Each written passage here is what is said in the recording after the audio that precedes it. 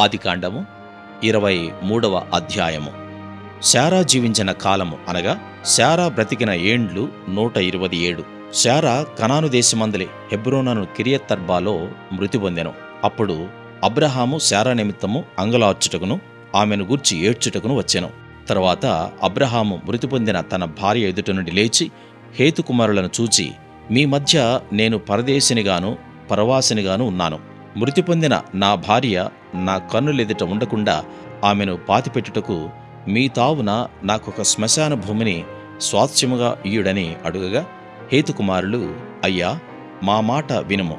నీవు మా మధ్యను మహారాజువై ఉన్నావు. మా శ్మశాన భూములలో అతి శ్రేష్టమైన దానియందు మృతి పొందిన నీ భార్యను పాతిపెట్టుము. నీవు మృతి పొందిన నీ భార్యను పాతిపెట్టినట్లు మాలో తన శ్మశాన భూమి ఇయ్యనొల్లనివాడు ఎవడనూ లేడని అబ్రాహాముకు ఉత్తరమిచ్చిరి.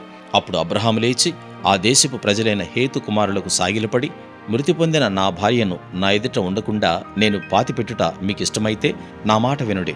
సోహరు కుమారుడైన ఎఫ్రోను తన పొలము చివరను తనకు కలిగియున్న మక్పేలా గుహను నాకిచ్చినట్లు నా పక్షముగా అతనితో మనవి చేయుడి. మీ మధ్యను శ్మశాన భూమిగా నుట్టకు నిండు వెలకు అతడు దానిని నాకు స్వాస్థ్యముగా ఇయ్యవలనని వారితో చెప్పెను. అప్పుడు ఎఫ్రోను హేతుకుమారుల మధ్యను కూర్చుండి ఉండెను. హిత్యుడైన ఎఫ్రోను తన ఊరి గవిని ప్రవేశించు వారందరి ఎదుట హేతుకుమారులకు వినబడినట్లు అబ్రాహాముతో చెప్పిన ప్రత్యుత్తరమేమనగా, అయ్యా, అట్లు కాదు, నా మనవి ఆలకించుము. ఆ పొలమును నీకిచ్చుచున్నాను, దానిలోనున్న గుహను నీకిచ్చుచున్నాను, నా ప్రజలెదుట అది నీకిచ్చుచున్నాను. మృతి పొందిన నీ భార్యను పాతిపెట్టుమనెను. అప్పుడు అబ్రాహాము ఆ దేశపు ప్రజలెదుట సాగిలపడి, సరే కాని నా మనవి ఆలకించుము. ఆ పొలమునకు వెల ఇచ్చేదను. అది నా యొద్ద పుచ్చుకొనిన ఎడల మృతి పొందిన నా భార్యను పాతిపెట్టెదనని ఆ దేశ ప్రజలకు వినబడినట్లు ఎఫ్రోనుతో చెప్పెను. అందుకు ఎఫ్రోను, అయ్యా, నా మాట వినుము. ఆ భూమి 400 తులముల వెండి చేయును. నాకు నీకు అది ఎంత?